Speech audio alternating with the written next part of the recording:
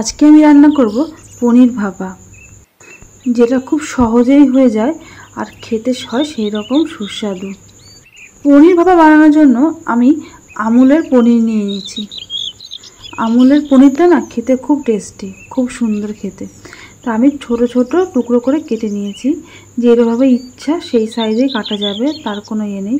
আমি এবার এর মধ্যে একটু নুন, হলুদ আর একটু কাশ্মীরি রেড চিলি পাউডার দিয়ে ভালো করে মাখিয়ে রেখে দেবো। খুব বেশি করে মাখিয়ে রাখার দরকার নেই, সামান্য একটু এটা একটু মাখানো থাকুক, ততক্ষণ আমি এর মশলাগুলো তৈরি করে নেব। পনির ভাপা বানানোর জন্য আমি নিয়ে নেব কাজু বাদাম, কিশমিশ, চারমগজ, পোস্ত। হয়তো অনেকেই ভাববেন যে কিশমিশ লাগে নাকি, না কিশমিশটা লাগে না, এটা পুরোপুরি অপশনাল, কিন্তু আমার খুব ভালো লাগে কিশমিশটা দিলে না, খেতে আমার খুব একটু অন্যরকম স্বাদ লাগে।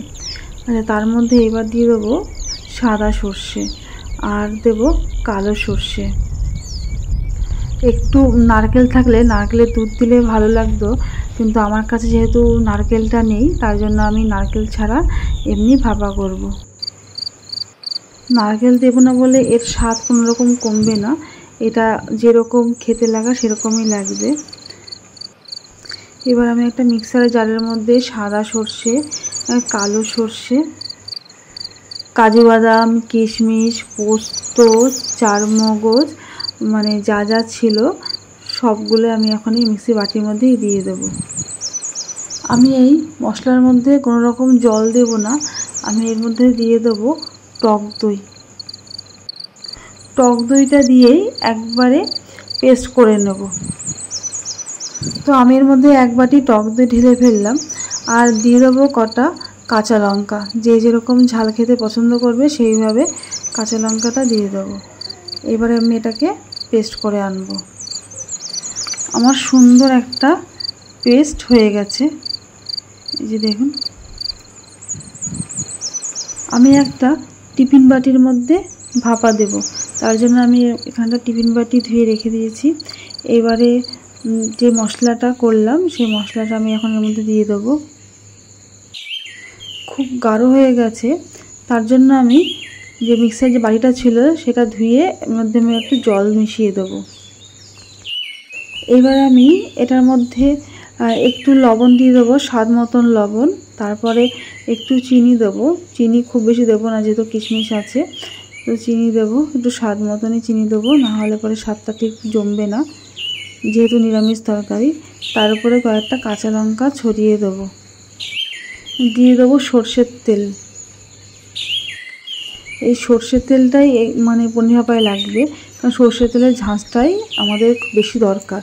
এবার ভালো করে একটুখানি মিশিয়ে নেব। আমার মেশানো এদিকে হয়ে গেছে, এবার আমি ওইদিকে পনিরটা একটু হালকা করে তেলের মধ্যে ভেজে নেব। পনিরটা ভাজার জন্য আমি কড়াইটা গ্যাসে বসিয়ে দিয়েছি, আমি এর মধ্যে আবার সর্ষের তেলই দিয়ে দিয়েছি, কারণ সর্ষের তেল দিলে না আমি এইটাকে আবার ভাপা পনিরের মধ্যে আবার দিয়ে দিতে পারবো, তার জন্য আমি কড়াইয়ের মধ্যে সর্ষের তেলই নিয়ে নিয়েছি। এবারে পনিরগুলোকে আমি হালকা হালকা করে ভেজে নেব, খুব বেশি নাড়াচাড়া করব না, যেহেতু পনির নরম জিনিস ভেঙে যেতে পারে। আমার এদিকে পনির ভাজা হয়ে গেছে, এবার আমি গ্যাসটাকে নিভিয়ে দেব। এবারে ভাজা পনিরগুলোকে আমি এই টিফিন বক্সের মধ্যে ঢেলে দেব।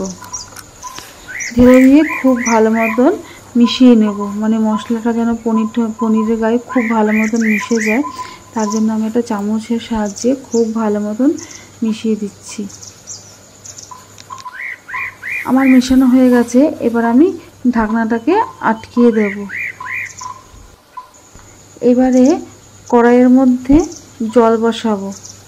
কড়াইয়ের মধ্যে জল দিয়ে তার উপরে একটা স্ট্যান্ড দিয়ে দিলাম। এবার তার উপরে টিফিন বক্সটা দিয়ে দেবো। দেওয়ার পরে একটা থালা দিয়ে বা কোনো ঢাকনা দিয়ে কড়াইটাকে খুব ভালো মতন ঢেকে দেবো, যাতে হাওয়া না বেরোয়। মোটামুটি এখানে 20-25 মিনিট এখানে হিট দিয়ে নেব। 20-25 মিনিট যদি ঠিক মতন ভাপানো যায় তাহলে পনির ভাপাটা খুব ভালো হবে। মোটামুটি পনির ভাপা পুরো রেডি। এবারে আমি এর মধ্যে সর্ষের তেল ভালো করে মিশিয়ে দেবো, কারণ যে কোনো জিনিসের ভাপার মধ্যে তার উপরে সর্ষের তেল যদি না ছাড়ানো হয় তাহলে যেন তার স্বাদই আসে না, সেরকম। তো বন্ধুরা, আমার এই রান্নাটা আপনাদের কেমন লাগলো? যদি ভালো লেগে থাকে তো প্লিজ একটা লাইক কমেন্ট করবেন, আর আমার চ্যানেলটাকে অতি অবশ্যই একটু সাবস্ক্রাইব করে দেবেন। আজকের ভিডিওটা এই অবধি, দেখা হচ্ছে পরের ভিডিওতে। ততক্ষণ সবাই ভীষণ ভালো থাকবেন, খুব ভালো থাকবেন। আর আমার এই ভিডিওটা পুরো দেখার জন্য আপনাদের সকলকে অসংখ্য ধন্যবাদ।